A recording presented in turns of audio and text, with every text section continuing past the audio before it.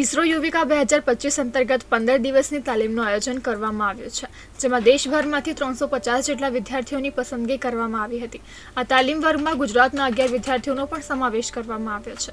ત્યારે આ તાલીમ વર્ગમાં અંકલેશ્વર GIDCની સંસ્કારદીપ વિદ્યાલયમાં ધોરણ 10માં અભ્યાસ કરતા ચૈતન્ય અરુણ લક્કડની પણ પસંદગી કરવામાં આવી છે. ચૈતન્યએ માઉન્ટ આબુ ખાતે યોજાયેલા ટ્રેનિંગમાં ભાગ લીધો હતો, જ્યાં તેણે રોકેટ બનાવવા સહિતની ટ્રેનિંગ મેળવી વિવિધ પ્રવૃત્તિઓમાં પણ ભાગ લીધો હતો.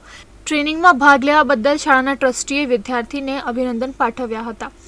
યુવિકા એટલે કે યુવા વૈજ્ઞાનિક કાર્યક્રમ ભારત સરકાર દ્વારા યુવાનોમાં અવકાશ તકનીકોમાં પ્રારંભિક રસ પેદા કરવા માટે શરૂ કરવામાં આવ્યો હતો. આ કાર્યક્રમની સત્તાવાર જાહેરાત 18 જાન્યુઆરી 2019ના રોજ ઇસરો દ્વારા કરવામાં આવી હતી.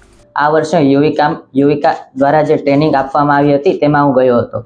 તો ત્યાં અમે ઘણા બધા લેક્ચર્સ એટેન્ડ કર્યા, જેમ કે physics beyond rocket, physics beyond satellite, space food, space medicine વગેરે.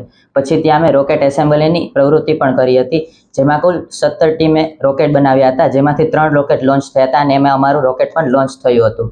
ત્યારબાદ અમે માઉન્ટ આબુ ગયા હતા. ત્યાં અમે ઓબ્ઝર્વેટરી પોઈન્ટ જોયો હતો, જ્યાં સાયન્ટિસ્ટોને પણ પરમિશન મળતી નથી, પરંતુ આ વર્ષે અમારી બેચને પરમિશન મળી હતી, જે મારા માટે ખૂબ ગર્વની વાત છે.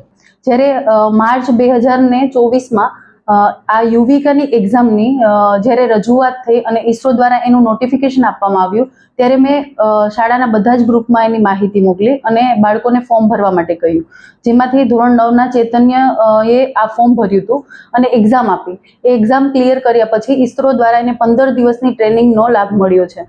ટ્રસ્ટનું અને શાળાનું વિઝન એવું છે કે આ વસ્તુને દરેક બાળકો સુધી પહોંચાડવામાં આવે અને દરેક બાળક આ એસ્ટ્રોનોમી અને ઇસરોનો ભાગ બને એવી ઈચ્છા છે.